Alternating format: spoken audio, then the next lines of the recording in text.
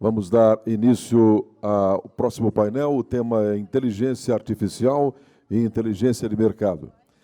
Para tanto, nós temos a honra de convidar para que modere, para como moderadora deste painel, a doutora Valda Stange, da TopMed, a quem saudamos com uma salva de palmas. Nosso convite como painelista, o senhor Felipe Clemente Santos, da Pixion. Por gentileza, da mesma forma, os nossos cumprimentos. Felipe Clemente é executivo altamente analítico com mais de 18 anos de experiência internacional na indústria de dispositivos médicos, serviços, metalúrgica e automotiva, abrangendo desenvolvimento de produtos, precificação, branding, vendas, controle de qualidade e fabricação, especialista em estratégia de marketing e vendas. Possui grande experiência prática e internacional, Brasil, Argentina, México, Venezuela, Chile, também os Estados Unidos. E possui MBA pela Escola de Negócios FUCA da Duke University. Nosso convite para a painelista, a honra de ter o senhor Henrique Silva, da Lazuana, do grupo Hermes Pardini. Nosso agradecimento também através de uma salva de palmas. Henrique é gerente de inteligência de mercado B2B, pricing B2B e jornada do paciente no grupo Fleury, estatístico pela Universidade Federal do Paraná, com MBA executivo em estratégias empresariais e em marketing, branding e consumo digital.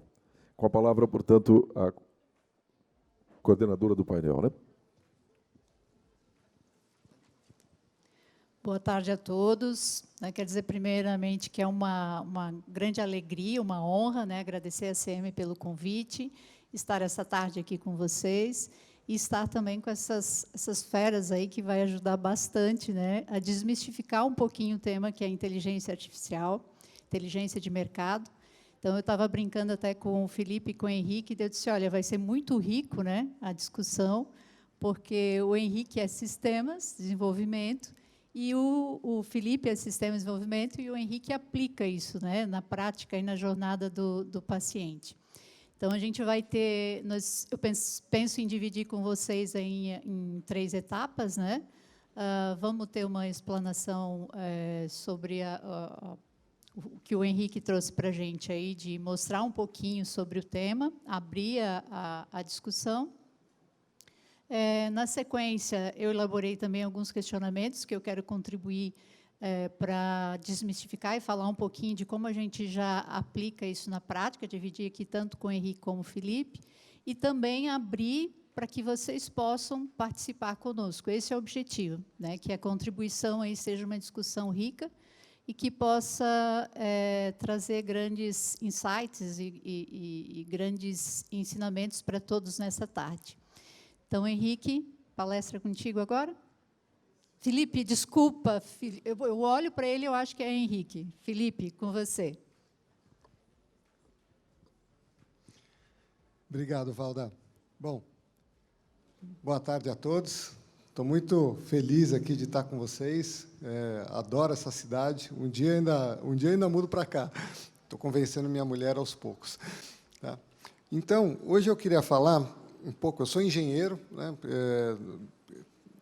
trabalhei grande parte da minha vida em automobilística, depois fui para a saúde, e eu gosto de tentar entender as coisas e tentar explicar as coisas de uma forma simples. Tá? Eu tive, nesses últimos anos, principalmente nesse último ano, com chat GPT aparecendo, com várias novas ferramentas de inteligência artificial acontecendo, que houve mesmo uma popularização do termo, uma popularização das pessoas. Teve amigos meus que voltaram a ver até o Exterminador do Futuro para tentar ver como que a inteligência artificial pode acabar com a gente no futuro.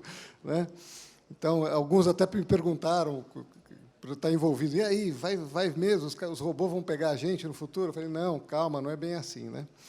Antes de começar, eu queria fazer uma enquete rapidinha aqui. Quem aqui já mexeu no chat GPT, no Bard? Levanta a mão aqui para mim ver. Legal, bom, então já temos uma audiência aqui mais preparada. O que vocês vão ver aqui é uma coletânea de coisas que eu aprendi nesses últimos 8 meses, em várias palestras que eu tive. Então, tem alguns insights aqui que eu estou trazendo, não meus, mas de gente que me apresentou e que achei muito interessante. Então, vamos ver se vocês gostam aqui do que tem. Tá?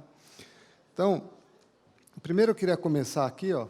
Deixa eu ver se ele vai para frente. Será que eu estou apertando o botão certo? Você consegue mudar o primeiro slide?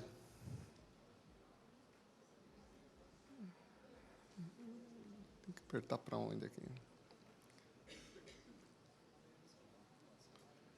Ah, não, agora foi. Tá? Então, falando um pouquinho da história aqui, eu gosto desse gráfico, que ele mostra umas coisas interessantes aqui. A inteligência artificial, ela vem se desenvolvendo, eu acho que quase por ondas, né? Então, você tem várias épocas onde ela aparece mais e depois ela cai um pouco, as pessoas se decepcionam um pouco, achando que ela poderia ter fazer mais coisa do que ela faz, e a gente está agora no momento de uma nova onda disso. Então, ela começou lá atrás, né, o primeiro conceito de rede neural foi de 1943. Um dos caras também que começou a desenvolver mais esse conceito e criou o primeiro teste, né, para realmente julgar se aquela inteligência artificial era realmente uma inteligência, foi o Turing. O Turing, na Segunda Guerra Mundial, tem até um filme dele muito interessante, que mostra como ele decodificou o Enigma, né, o sistema de codificação dos alemães. Uma pessoa muito inteligente, que cunhou primeiro aí o teste de como você testar realmente se uma inteligência artificial era realmente uma inteligência ou não, né? A gente teve lá no começo o Elisa, que foi um primeiro chatbot que apareceu, isso em 1966. Depois disso, teve uma crítica grande aí do Marvin Minsky, que era realmente quem escreveu o livro Perception, e foi um dos fundadores, um dos desenvolvedores dos primeiros modelos de rede neural. Depois você teve uma volta da inteligência artificial em 1997, quando ela ganhou do Kasparov, né, o Deep Blue, que era um computador da IBM, ganhou do Kasparov no xadrez. Foi um momento marcante, né, na época. Para quem tem um CPF mais antigo, vai se lembrar. E depois teve uma queda, voltou com o Watson, da IBM, né, ganhando o Jeopardy em 2011. Também um modelo que ganhou do AlphaGo, o AlphaGo que ganhou do campeão mundial de Go, que é um jogo até mais complexo que o xadrez. O que vocês veem é que, em cada uma dessas interações, os modelos se tornam mais complexos e mais abrangentes. E agora, com o ChatGPT, né, que conseguiu passar em teste de advocacia para a banca de advocacia, chegou a passar em testes na prova para medicina. Então, você começa a ter, hoje, essa inteligência artificial cada vez mais abrangente, né? E o interessante aqui, pode mudar para mim, por favor? Vamos fazer no vocal aqui. Aqui é quase que uma Alexia, né? Vamos lá? Pode apertar, mas então, esses modelos novos, eles vêm com potencial gigante, mas também vêm com o risco. Tem outro desse? Ou você me ensina a mexer aqui, por favor. Deixa eu ver.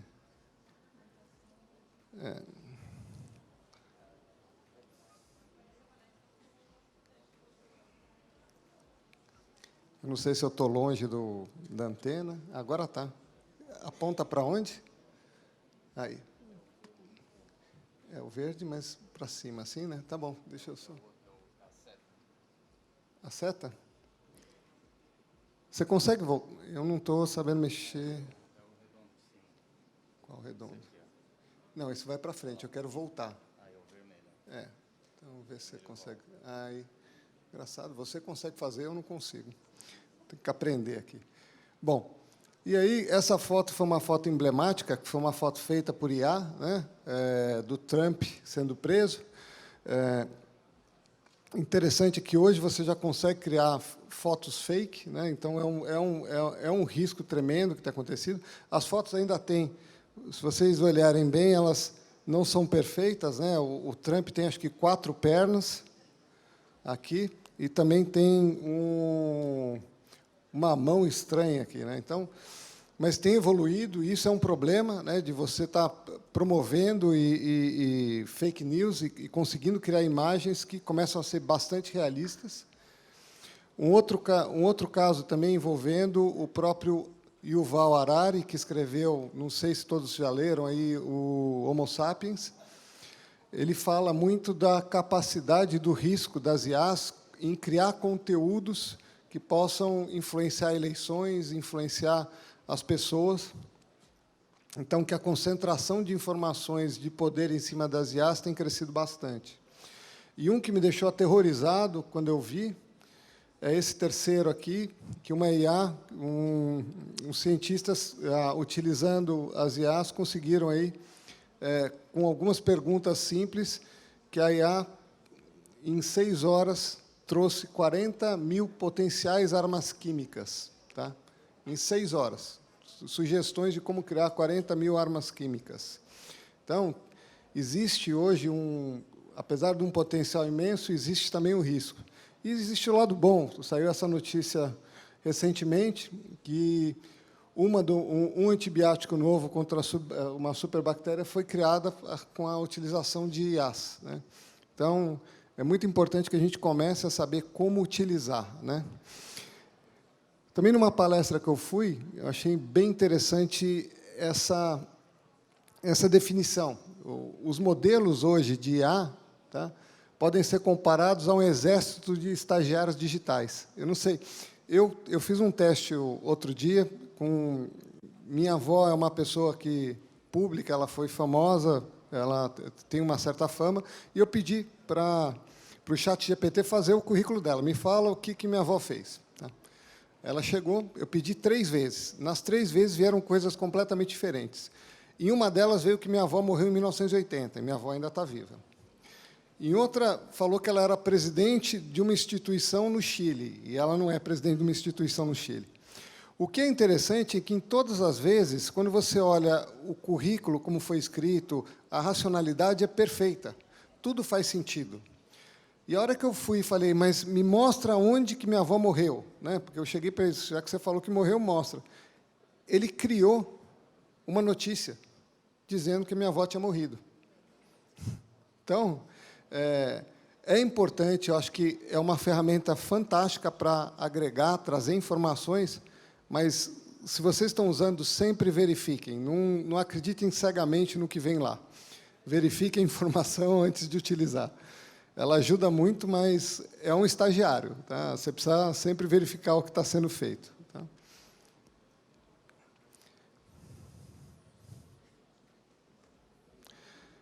E aí, por que usar isso na saúde? Acho que quem estava aqui de manhã teve algumas apresentações muito interessantes, o Armando mencionou isso, teve mais umas 2 ou 3 que falam hoje do custo da saúde. Né?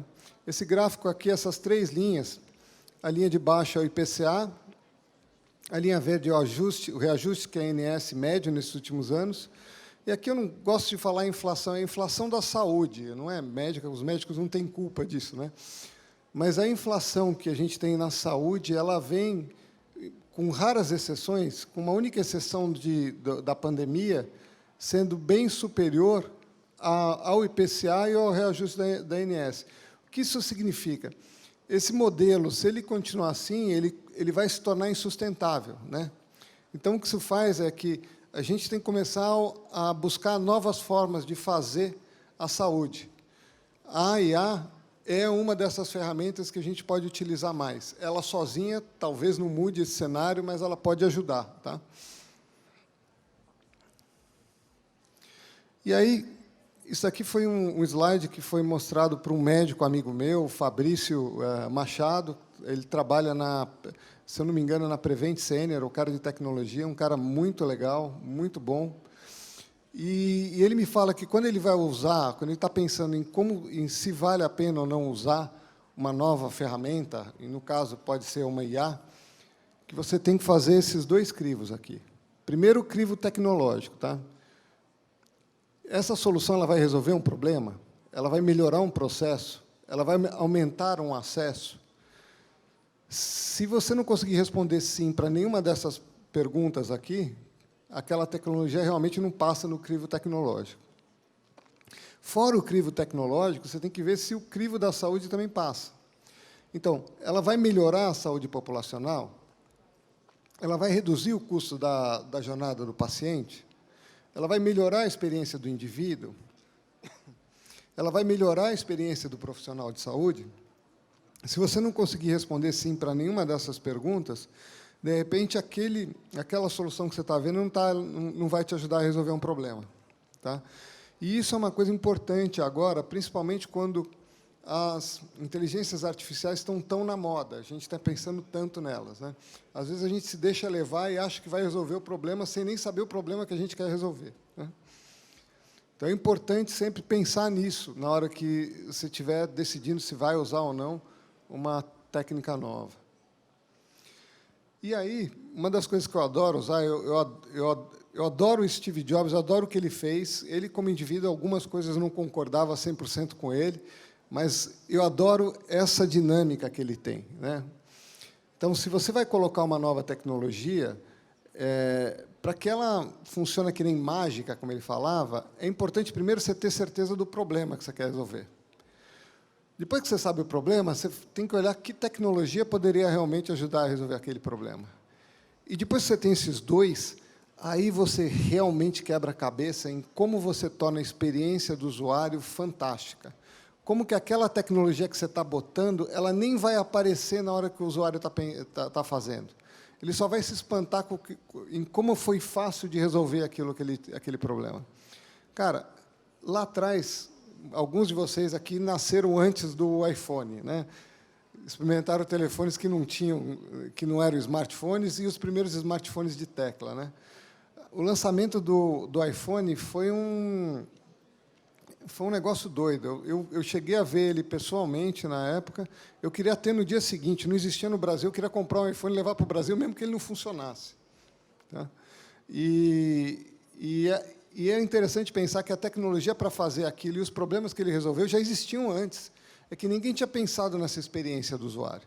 Então, é muito importante que, na hora de colocar uma tecnologia, que vocês pensem muito em ter uma experiência que seja muito boa para o usuário. Porque, senão, a adoção daquela tecnologia não vai acontecer, aquele problema que você quer resolver não vai acontecer também, né?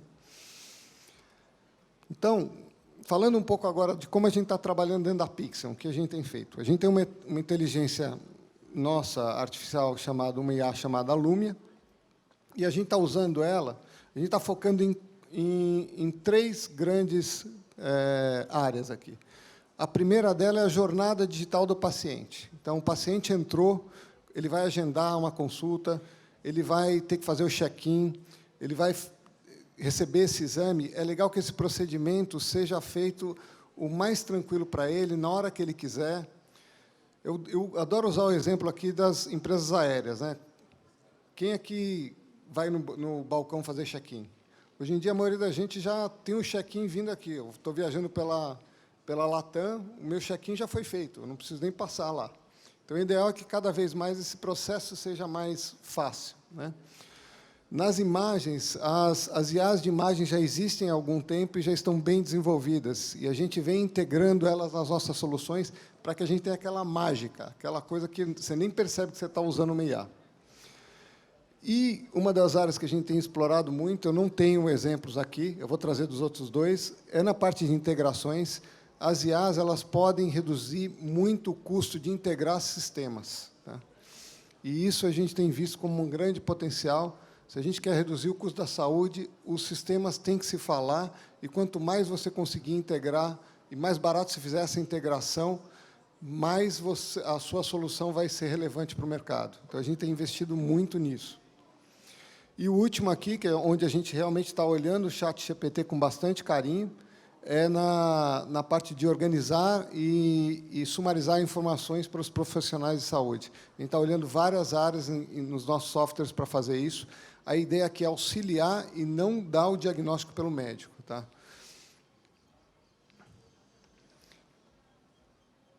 Então, aqui, falando primeiro da jornada digital de atendimento, né? Então, a gente tem aqui, a Lumia ela tem uma capacidade de aprendizado, então ela começa a aprender com a forma que a pessoa gosta de agendar e ela vai mudando a forma que ela faz as perguntas.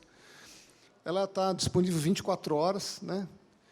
Toda a parte de agendamento é feita sem interação humana, né? Então, ela já bota na agenda, ela já mostra a agenda que está aberta.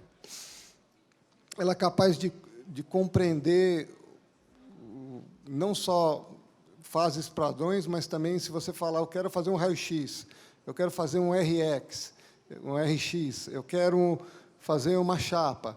Ela sabe interpretar e te traz as informações. E ela consegue, então, dar uma experiência mais ágil. Tá? Aqui, até, é interessante, depois, se vocês quiserem,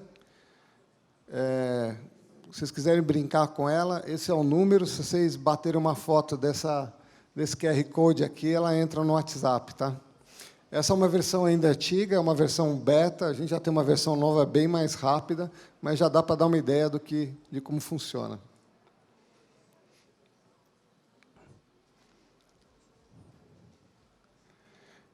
Na parte de achados, na parte de imagens, a gente tem hoje 4 IAs funcionando, raio-x de pulmão, mamografia, ressonância de crânio e idade óssea. Aqui existem várias IAs no mercado. Para mim, o mais importante do que as IAs é como você integra elas com o sistema. Tá?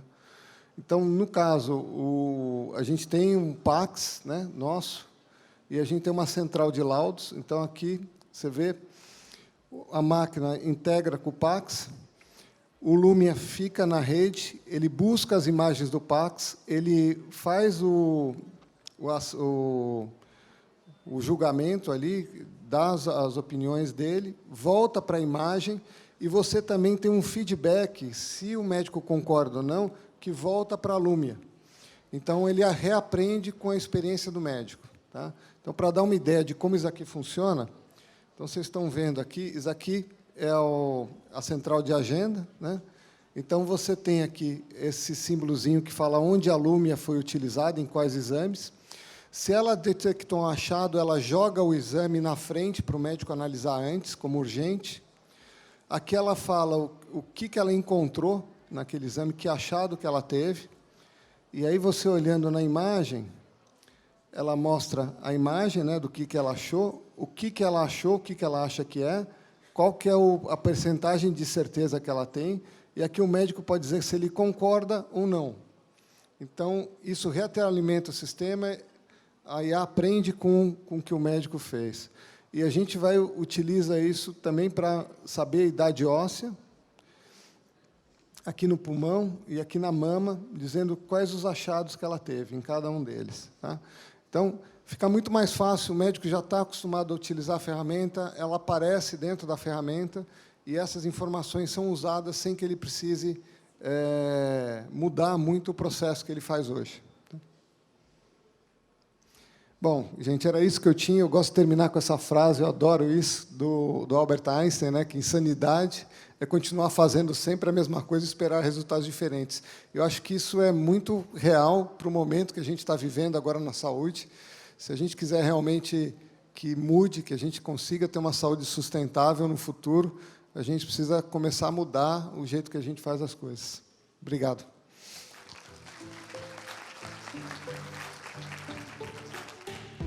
Obrigada, Henrique. Prometo, não vou mais errar o nome agora, não vou mais... Felipe, errei. Felipe, obrigada, Ita. Foi muito legal. Primeiro, porque eu acho que materializa, né? A gente materializa aonde já está sendo aplicado. Essa era uma das perguntas que eu ia fazer, né? E o Felipe já antecipou aqui para a gente o que já está sendo feito. Todo mundo, né, convive no dia a dia já com tecnologia, né? E tecnologia a gente sabe que muda a cultura, muda a sociedade, muda modelo de negócio, muda a cadeia produtiva, né? Muda muita coisa, né? E transforma. Essa mudança vem para ficar, então é disruptivo.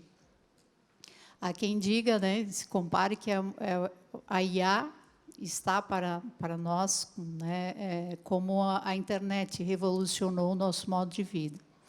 E, quando a gente olha para isso, a gente vê uma infinidade de soluções, né, que não é uma solução que faz tudo. Né? Então, eu aponto aqui, né, alguns temas, né, de relevância para a gente discutir aqui, que é conhecer né, o que faz, né, como a gente pode operar, como eu posso tirar proveito dessa tecnologia, de forma a ela potencializar os pontos fortes. Ou seja, pontos fortes que já estão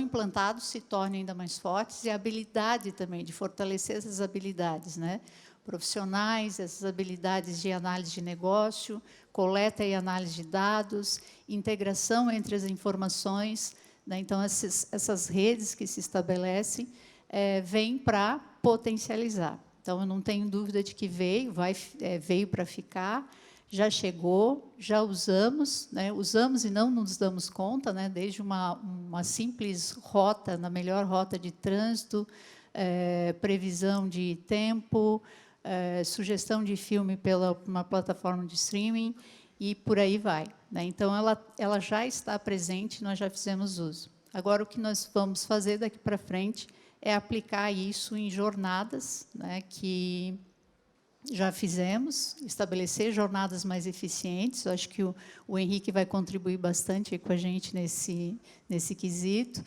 mas em mente sempre, né, que o usuário, o paciente, vai estar ao centro.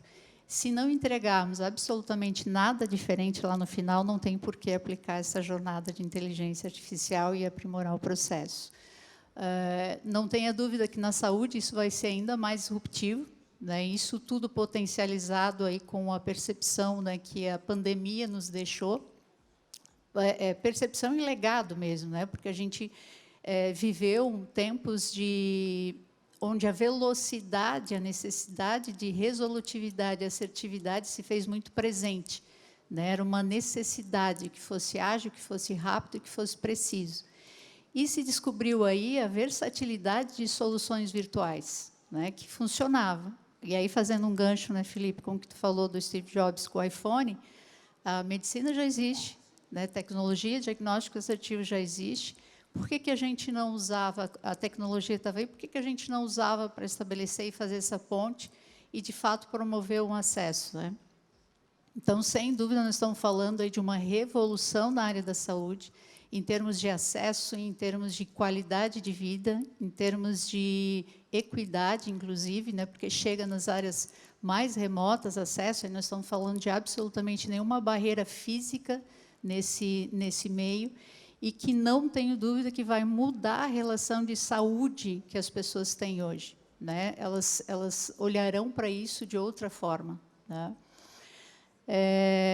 Dito isso, né, eu gostaria também que o Felipe e o Henrique passassem essa leitura, o que eles imaginam de tendências, impacto que isso vai acontecer, né? A gente estava falando aqui que hoje é um exercício mesmo muito de subjetividade que a gente quer trazer para a área da saúde, trazer para esse universo aqui. Então, falar um pouco a respeito dessa aplicabilidade na área da saúde. Com pilares aí que passa por conhecimento, então, conhecer o objetivo de onde eu quero aplicar e qual, de fato, o resultado que eu quero obter com essa tecnologia, né? Vai poder nos assessorar muito, mas a gente precisa ter clareza, principalmente, desses pontos, para ter uma jornada eficiente e que, de fato, faça a diferença.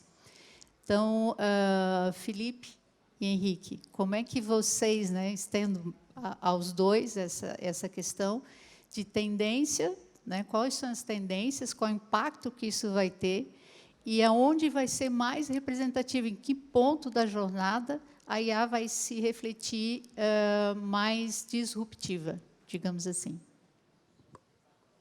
Bom, boa tarde a todos, primeiramente, prazer estar aqui falando com vocês. E de um tema tão importante, né, que é a inteligência artificial. Eu acho que assim, a resposta para isso estaria muito na eficiência, né? Eu, particularmente, vejo que a inteligência artificial ela chegou, ou ela está aí já há algum tempo, né? De uma forma muitas vezes transparente para a gente, mas focada em trazer eficiência, né? Em diversas áreas. Então, por exemplo, na área da saúde, eu vejo muito uma questão operacional que ainda existe, desde quando a gente pensa no modelo de faturamento contra operadora, no modelo de avaliação de glosa, todas essas áreas eu vejo que há uma oportunidade grande de se trabalhar com inteligência, né?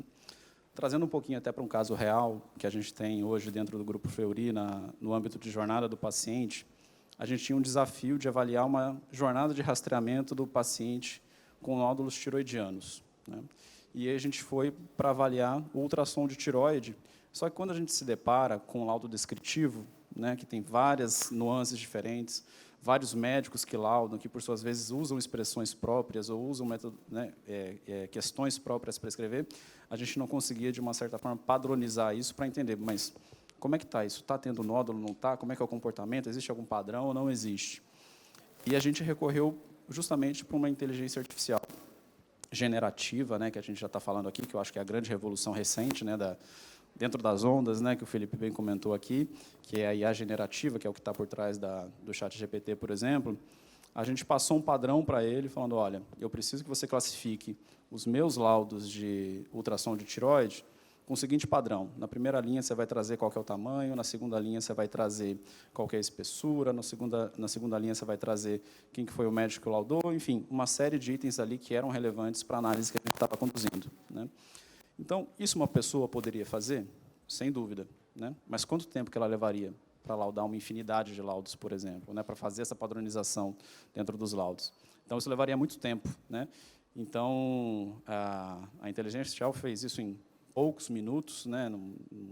Nem se compara com o trabalho humano que seria feito, e deu condição da gente já ter uma noção. A gente está levando aquilo, né, 100%, saiu aquele resultado, é aquilo? De forma nenhuma, né? A gente pegou o que o resultado trouxe, passamos uma amostragem daquilo, né, para uma equipe médica avaliar, para ver se está coerente, se não está, que nem o Felipe também comentou, né? A gente não pode assumir como verdade 100% do que aquilo retorna, porque a gente precisa ter um crivo ainda. Então, eu reforço a minha visão de que a inteligência artificial, não só na saúde, né, mas em todos os segmentos, mas eu acho que a saúde, né, por ser um mercado que ainda é incipiente na questão de maturidade digital, ela já está começando ainda, né, diferente, por exemplo, do setor financeiro, ela tem muito a contribuir com a eficiência.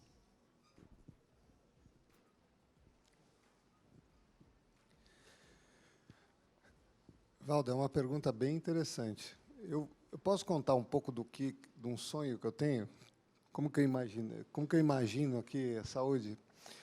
Imagina você hoje indo no seu médico. Aí você chega nele, você senta, ele abre o computador dele, pede o teu CPF e o teu código para acessar o teu prontuário. Nesse prontuário, ele vê os teus 10 últimos exames de sangue, os exames que você fez do pulmão, do coração, tudo.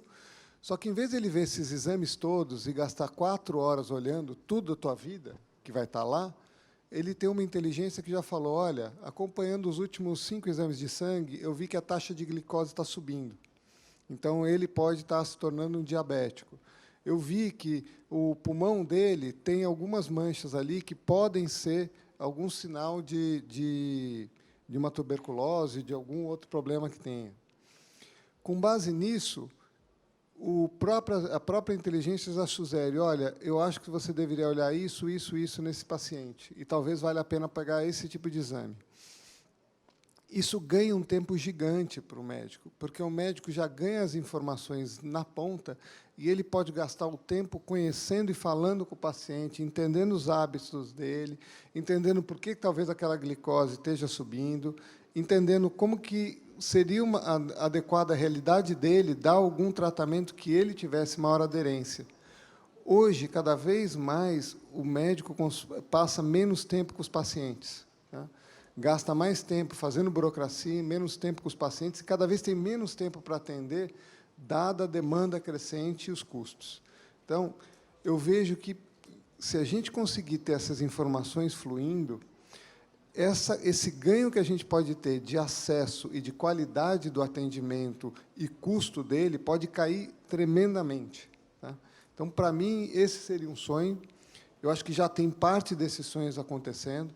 Acho que, quando você vai para uma rede que é mais verticalizada, eles vão conseguir adotar isso mais rápido, porque eles têm mais informação daquele paciente.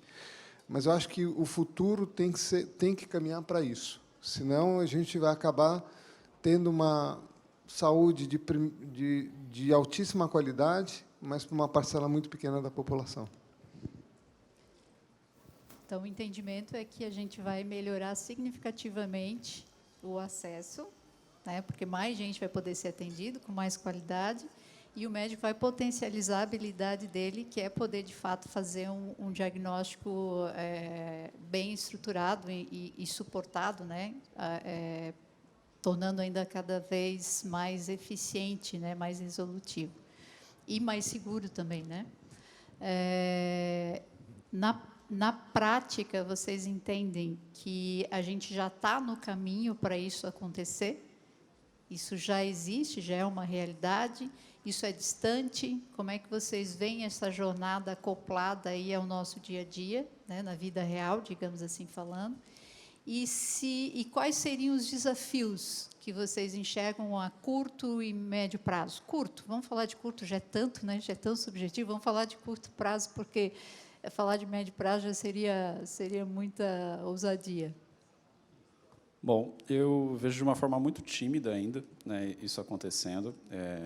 Eu acho que o mercado de saúde ele é tão grande, né? Hoje o mercado de saúde ele representa 10% do PIB brasileiro. É um mercado de quase R$1 trilhão estimado aí para esse ano e os próximos.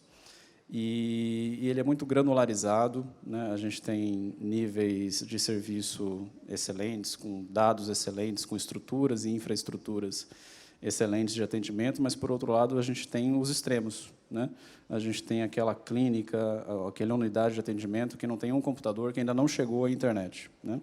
Então, a gente vê em áreas remotas do país, por exemplo, que não tem internet, né? Não existe, até se há uma grande expectativa com Starlink, né, com internet por satélite, que daqui a pouco vai ter outros concorrentes aí, mas hoje tem a empresa lá do Elon Musk meio que liderando essa jornada aí de internet por satélite, que é uma aposta de se chegar esse serviço em áreas mais extremas. Então, eu ainda vejo isso de uma forma muito tímida. E eu acho que a principal barreira para isso escalar, além, obviamente, da gente ter uma questão de infraestrutura, é a própria questão da maturidade digital, da maturidade dos dados daquelas empresas. Precisa haver uma interoperabilidade entre os dados, né? É um pouco do que o Felipe falou sobre as operadoras verticalizadas, que elas conseguem, de certa forma, ter uma entrada maior nisso, porque ela detém aquele paciente desde o plano de saúde, mas até os procedimentos com os resultados, né, que ele faz. Então, ela tem condição de avançar mais nisso, mas, ainda assim, são ecossistemas diferentes. A gente pega algumas operadoras verticalizadas hoje do Brasil, ainda não há uma integração total dos dados, né? São empresas que passaram por aquisições, que passaram por M&A, por fusões, e que ainda exige uma necessidade de se integrar. Então, eu vejo isso como o principal desafio a curto prazo ainda para acontecer. Custo também, né, Henrique? Eu acho que tem uma questão de custo, né? Sistemas legados ainda, essa conexão, né, essa interoperabilidade, leva um bocadinho de tempo aí. Eu tenho uma visão que é otimista e pessimista ao mesmo tempo. E o pessimismo ajuda o otimismo, tá? Gente, vocês já passaram por mudança na vida de vocês. Foi fácil? Quem achou que mudar foi fácil aqui? Quem acha que foi difícil, levanta a mão aqui, que já fez. Mudança é sempre difícil, não é? Você vai mudar de país, com a tua família, sempre vão ser umas coisas novas, você vai ter que reaprender a fazer um monte de coisa. Então, ninguém gosta de mudar, tá? Por que todo mundo começou a usar celular, o WhatsApp e tudo? Por que começaram a usar, por exemplo, a telemedicina? Porque a gente teve uma pandemia e você ir no posto de saúde podia não ser mais uma realidade. Você podia estar entrando em vários riscos aí por uma coisa simples, né? Um resfriado, você pode ir lá e pegar na época, um Covid. Então, a mudança, vamos falar que esses momentos de ruptura acabam ajudando muito na mudança. Então, esse é o meu lado negativo, eu acho que os custos da saúde, do jeito que estão subindo, e principalmente depois da pandemia, essa aceleração que deu, vai fazer com que o modelo atual ele não consiga persistir. Os custos vão subir muito, e isso vai forçar uma mudança no nosso sistema de saúde. Então, isso vai ser ruim porque vai deixar muita gente na mão nesse primeiro momento. Eu vejo que, nos próximos 4 ou 5 anos, a gente vai ter uma parcela da população deixando de ter plano de saúde particular. É quase certeza que isso vai acontecer. Na medida que isso acontecer, vai ter uma necessidade dessa população que perdeu de como que ela vai conseguir ter acesso a algum tipo de saúde. E isso vai propiciar essa mudança, vai arrastar essa mudança. E aí eu creio que a gente vai ter mais conectividade, eu creio que essas informações vão ser mais divididas e que modelos mais eficientes vão surgir. Tá? A gente tem, hoje, milhares de startups começando com IA. Então, tem uma nova onda aí tremenda. A maioria delas não vai dar certo, mas as que derem vão trazer um benefício gigante para a saúde. Então, eu acredito, o meu otimismo é que o pessimismo de agora vai gerar o otimismo de amanhã. Pessimismo, bom sentido, né? Eu acho que mudança sempre traz crescimento, e eu acho que é um modelo que está anunciando isso há muito tempo, né? O modelo de saúde atual existente no Brasil. E o surgimento da própria telemedicina vai conduzir a novos ecossistemas aí que vão fazer com que também novo modelo se estabeleça. Acho que vai ser uma contribuição muito importante. Não podia não fazer essa pergunta, né, qual o impacto, né, de barreiras eventuais, barreiras regulatórias, falando do Brasil, né, para a implementação dessa solução, e também quanto aos conceitos, né, preceitos éticos, né, estão falando principalmente na área da saúde agora. Como é que vocês veem esses 2 pontos?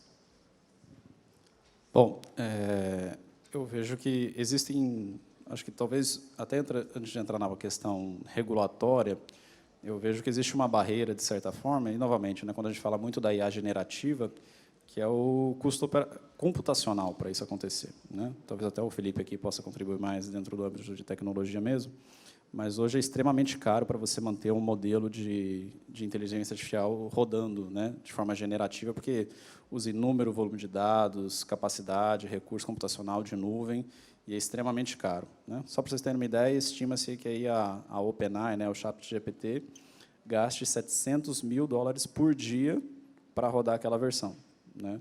Então, é um modelo caro que ainda não é totalmente escalável, do formato que é hoje, claro, né? A tecnologia muda constantemente, então, falando no cenário as is, como a gente está hoje, nesse momento, é um modelo caro de se manter, né? Óbvio, né? A gente tem os outros modelos de inteligência artificial que vão contribuir, que continuam rodando, mas no que a gente fala, no que a gente, né, teve, né, acesso agora, em menos de um ano atrás, novembro de 22, a gente está falando dessa questão do recurso computacional muito caro. Então, acho que essa é uma barreira que a gente vai se deparar, mas que as empresas também vão se movimentar para acelerar o barateamento do custo, né? A gente tem como principal a empresa NVIDIA fazendo os chips de IA, mas que já vem estudando modelos mais baratos de se fazer. Então, a tendência é que a gente tenha isso em breve, talvez médio, longo prazo, um custo muito mais barato.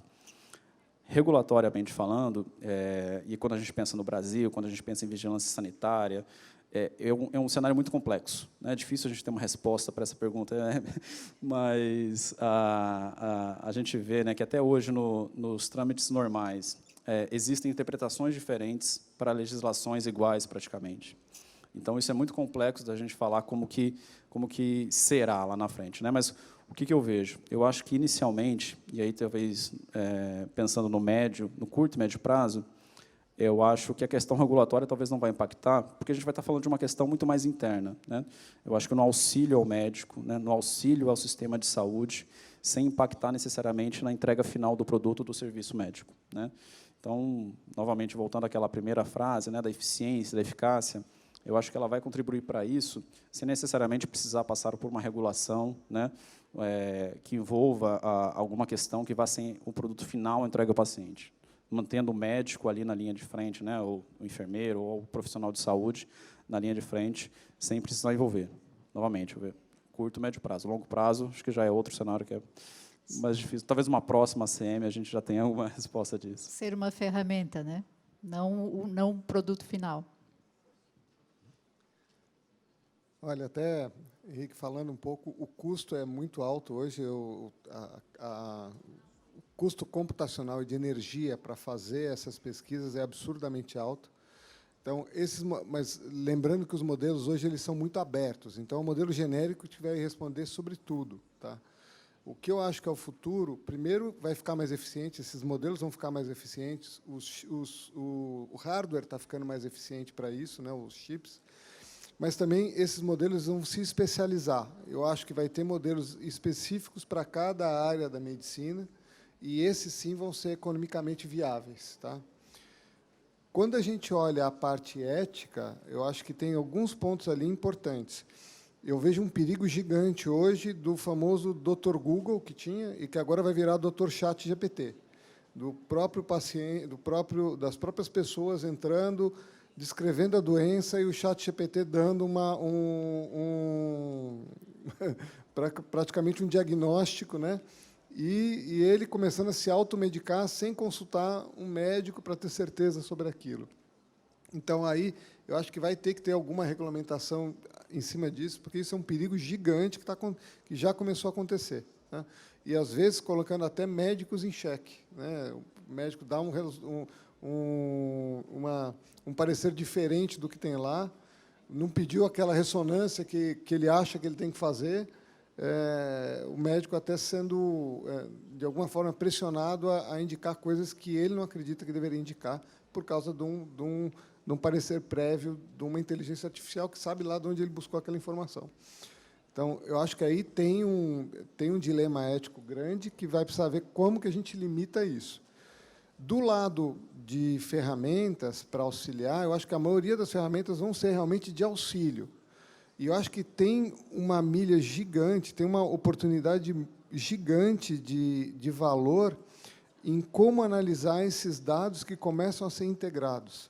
Você pode ganhar muito insight, você pode ajudar a mudar o comportamento das pessoas, a realmente analisar se conseguir, através da composição desses dados, enxergar possíveis doenças que estão no início naquela pessoa, e, com isso, evitar um custo grande e melhorar a qualidade de vida dessas pessoas. Tá? Então, acho que tem um valor gigante aí que vão acontecer sem necessariamente entrar na parte regulatória. O ponto final, de tipo, falar que a gente vai chegar a ter uma inteligência artificial dando diagnóstico e tratando pessoas, eu acho que isso ainda está muito longe. Eu acho que você tem um proxy que está acontecendo agora, que é no caso dos carros sendo dirigidos por inteligência artificial.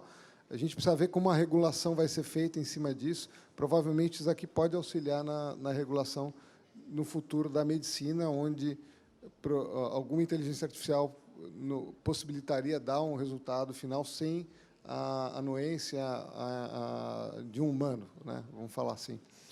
Mas eu acho que isso aí está muito no futuro. Tem muita coisa, muita fruta baixa que a gente tem que colher antes disso. É isso aí, né, Felipe? Pegando essa tua fala de fruta baixa, é isso mesmo, né? São degraus, são etapas, são passos, né? E esses passos eles vão evoluindo, né? E a gente vai ter oportunidade de evoluir junto, né? De construir essa jornada. São jornadas que vão se sofisticando ao longo da existência e da necessidade e de sua aplicabilidade.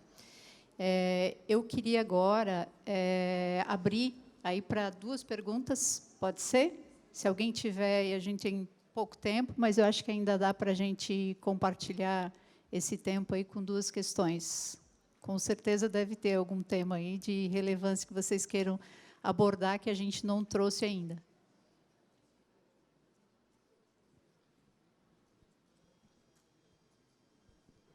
Boa tarde. Eu tenho uma pergunta em relação sobre as nossas leis atuais e a lei de proteção de dados, onde o paciente vem com um protocolo e senha para eu ver um exame de ressonância, mas ele às vezes não recebe e há do ponto de vista ético também, a questão de proteger esses dados que vêm de serviço A, B e C. E como vocês veem isso aí na evolução de poder usar os dados da vida do paciente, tal, que tem um sistema de proteção aí hoje em dia por essas leis. Vou falar um pouquinho aqui, depois eu passo aqui, Felipe. Bom, claro. É uma ótima pergunta. Acho que essa questão da confidencialidade, do LGPD, né, que tanto se fala, política de privacidade, hoje, né, isso está amplamente difundido e é extremamente importante nesse ambiente tão digital que a gente tem. Hoje a gente tem um cuidado muito grande com isso, né, falando como Grupo Fleury. Quando a gente vai fazer alguma análise referente a dados de saúde, são análises populacionais. A gente não pode identificar o indivíduo, né? A gente só pode identificar o indivíduo em casos em que ele opte por isso, em que ele dê esse de acordo, né? Então, quando a gente faz, por exemplo, a gente tem alguns exemplos, a gente tem um programa de rastreamento de câncer de mama como operadora em São Paulo. Para a gente poder fazer isso junto com a operadora, a gente tem que pedir o de acordo do paciente, e a gente só consegue fazer isso para esses que permitem. Por isso que a gente até comentou, né? Dentro de operadoras verticalizadas, em que ela detém aquela vida, ela tem condições de fazer uma análise muito mais aprofundada do que quando é uma relação de prestador e de operador ou de fonte pagadora distintas, independentes, que isso realmente não pode ocorrer. Olha, eu tenho uma visão, eu vou voltar naquele slide do Steve Jobs, tá? Eu acho que hoje a limitação, porque vamos imaginar, o dado é do paciente. Se é para o bem dele e ele concorda, esse dado pode ser divulgado e ele deveria estar facilmente em uma carteira, todos os exames que ele fez, em uma carteira que ele pudesse levar e disponibilizar para quem ele achar que ele deve disponibilizar. O problema hoje é muito mais ter esses dados disponíveis para o próprio paciente. Muitas vezes eles vêm em forma física em alguns lugares, em forma digital, mas com uma senha diferente em um lugar, outra senha no outro. Então, para mim, eu acho que a barreira não é tanto do consentimento do paciente, mas sim da facilidade de acessar e dele disponibilizar isso para quem ele acha que deva ser utilizado. No outro lado, da gente usar os dados deles para a gente conseguir evoluir em treinamento de soluções, em dados populacionais que ajudem o governo a criar políticas públicas, eu acho que a LGPD está muito clara e muito pacificada em, se você conseguir anonimizar esses dados de forma a não identificar a pessoa, esses dados podem, sim, ser utilizados para esses fins, né? Mais alguma pergunta? Mais alguém? Pessoal, então, Henrique, Felipe, obrigada. Obrigada pela participação, obrigada aí pela discussão, né? É um tema de absoluta relevância e abrangência, o qual a gente tentou abordar alguns pontos aqui, mas certamente muito irá se falar, né? É um caminho que a gente está começando a trilhar, né, em jornadas específicas aí que estão se desenhando e que vão se ampliar. Então, agradeço aí a presença de todos, a oportunidade por discussão pelo tema e até uma próxima, né? Obrigada. Nosso agradecimento à doutora Valda e também aos senhores Henrique e Felipe.